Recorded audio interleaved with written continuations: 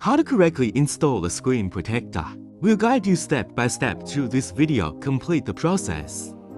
Take out your tools. Remember this spot.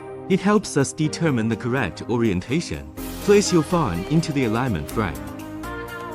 Take out the cleaning tools, please. I'm gonna use the wet wipes first.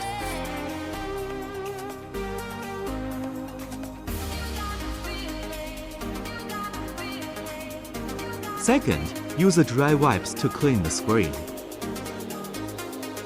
Third, use the sticker to remove any dust to the screen.